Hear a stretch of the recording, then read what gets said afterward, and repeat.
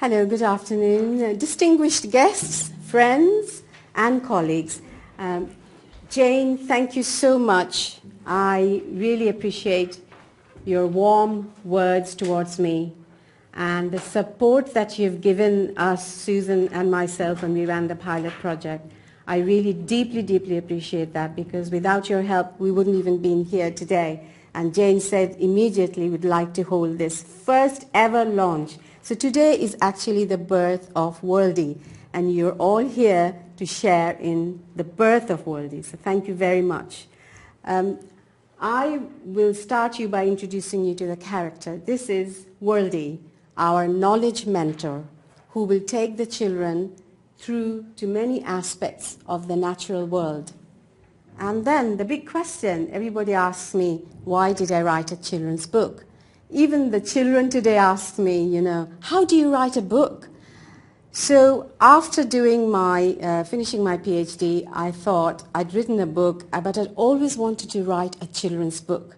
And I thought, I am going to fulfill my dream. So I wrote the children's book because I dream about writing one. And I think there are two kinds of dream.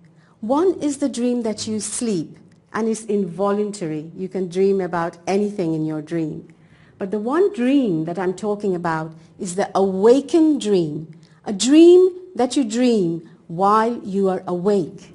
And that was my dream. While I was awake, it was voluntary, it was focused. I wanted to write a children's book, but I didn't know when I would do it, but I just wanted to do it. So the focus thing helped me to at least look at my dream every now and then and say, where am I on this dream? Where is my path? How long will my journey be? These were the questions inside my mind. But I have to thank a lot of people today to get me to where I am.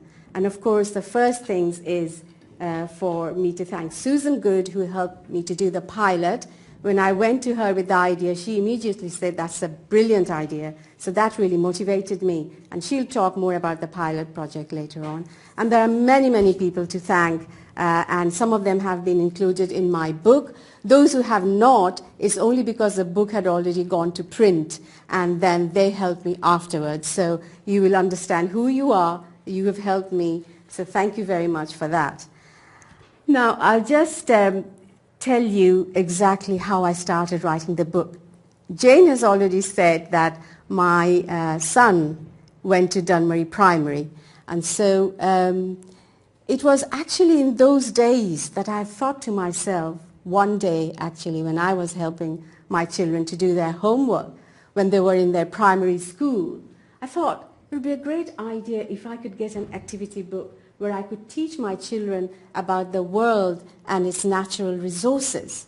It would give me an opportunity to talk about different things in nature from different parts of the world, because what I was missing was I couldn't talk to children about the natural resources of the country where I came from. And there were so many things that I could have talked to them about, but there was just no such books around those days. So what did I do? I decided to write a book myself. So that dream went on, and finally, today, my dream has come true. I have written a global resource activity book for children. Some of the resource books I have seen hadn't quite fulfilled my passion that I wanted to talk to with my children when they were growing up. So my passion drove my dream. So I'm telling this to everybody, that passion drives dream. And that kind of dream that I'm talking about is one that you dream while you're awake, one that you dream that is achievable. And I'm here to stand here and tell you, yes, dreams are achievable. So my World 7 series actually consists of 7 resource activity books. There is so much to talk about the world and nature, I couldn't fit it all in one book. So I thought I'd write 7 books. And first book I chose was vegetable, because while I was researching, even before I was doing the pilot project, I asked children a few things about vegetables. One of them was, where do chips come from? And of course they mentioned a huge department store, and if they heard, they should actually sponsor this book, because that's where children thought it came, from a giant superstore. So I had to sit with them and backtrack them and say, well, okay, think of the vegetable that it comes from. Very few children could actually say potatoes, and when they did say potatoes, then I said, where do potatoes grow?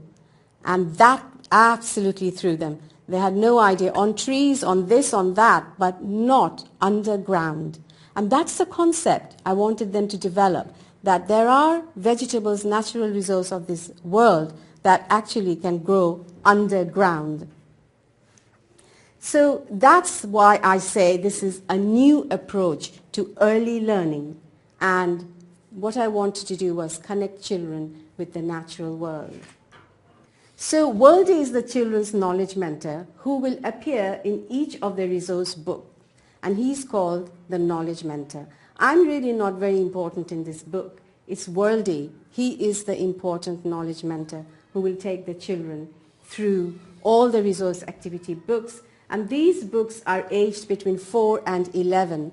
Now I thought 4 would be maybe too young, but I tried and tested it, and believe me, a 4-year-old just ran towards this book and kept on asking me, what's this?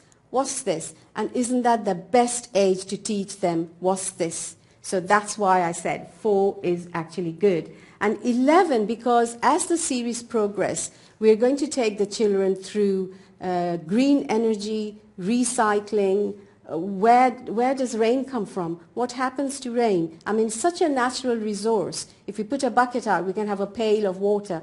And that is really something that could be so exciting for children to think that they can actually be self-sufficient in water as well. So that's taking the children to 11-year-old.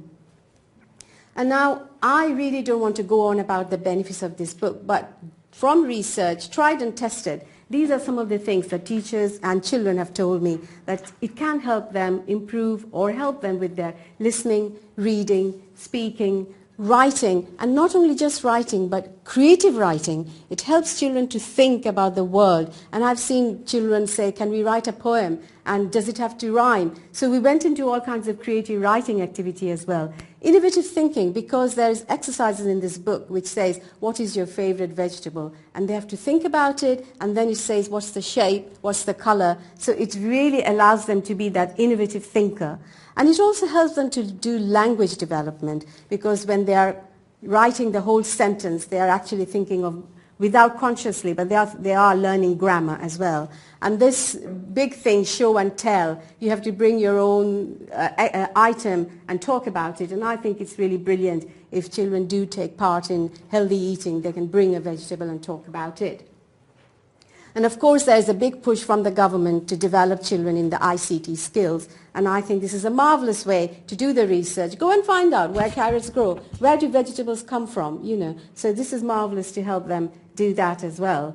And then all the subject area, it's amazing how these books can cover English, drama, arts, language, maths, geography, science, talk about climate, soil, rain, sun. We have a great geography teacher amongst us who's going to be our keynote speaker, and she will talk about that side of things as well, I'm sure. And then I'm just saying that there's such a huge reference from just one of these exercises, and an innovative teacher can actually take the lessons to a variety of ways, interesting ways.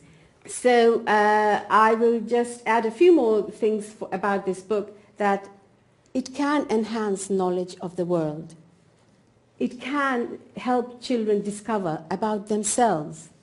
It can help them to learn about others.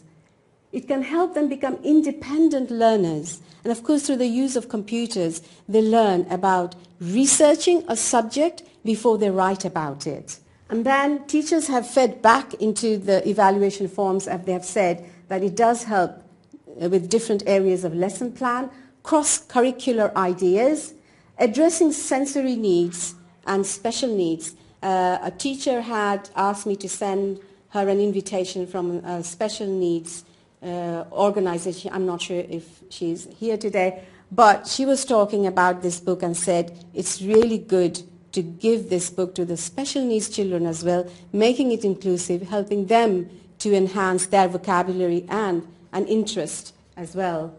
And as we go on, thinking skills, because each of these exercises allows children to think about what they're writing, what they're doing, where does this thing grow, where is it naturally found. So it's all about connecting them with the natural world. And mutual understanding is because children could be sitting in a group with another child from some other background, and then it's a very useful exercise to get them started. They'll say, these vegetables grow, oh, I come from this country, and it opens up a whole wide area of conversation. So today we are launching My World 7 Series Vegetables of the World Activity Book 1, and I feel privileged here to be standing here and actually Jane allowing me to do this. So thank you, Jane. And then through this book, children can learn about different vegetables of the world, and as I was saying, which countries grow these vegetables, and more importantly, importance and benefits of eating vegetables. 5 a day, well, what does that mean? There's another little research for children, and they can find out a lot about these vegetables, their nutritional values, what is a carrot good for, what is a celery, broccoli, cauliflower, beetroot, spinach, potato, and I've chosen them with good research and an idea in my head why I chose these vegetables, and of course there's another day for another topic. And so I've actually included a recipe in this book, and then some of the teachers said, will I come in and do cookery demonstration, and I would just love to do that. And if you look at the book, you'll see it's so simple, and yet it's so fun. You actually take a masher and you mash the potatoes, and it's been really, really fun doing that with children. And you can introduce spices, and that opens up another horizon of language development, of learning about another country, of another interesting side of children's development. And you can use this book during harvest time, whenever children are bringing in vegetables, talk about that. And there are other festivals which has food as their festival time as well. And it's inclusive. You can include all children in it, and teachers from all different backgrounds as well. In this book, I have introduced concepts of boiling a vegetable, steaming a vegetable, frying a vegetable, roasting a vegetable, baking a vegetable. I can't remember when I was 5 or 6 years old when I had all these different concepts, anyone telling me about these. And it's just so lovely to know these words as well. Just feel the words boiling, steaming, frying, roasting, baking. You can introduce these words as well. And so during research for the project, I asked some children where potatoes grow, and as I've already told you, they didn't realize that potatoes grow underground. So there's another concept, that vegetables can grow overground and underground. And another thing unique about this book is at the end of each book, there's a personal page, My World, My Page. And I think every child is different. So the personal page is the child's personal space. And it is designed to enhance children's creative and innovative thinking. It gives children an opportunity to have a voice about their personal choice, favorite things, and express their ideas and thoughts in their own unique way. Every child is different, and this book allows that opportunity to be themselves. And I think early learning should not just be about alphabets and numbers. I think it is important to children to broaden their knowledge and understanding about the world and its natural resources while they are young.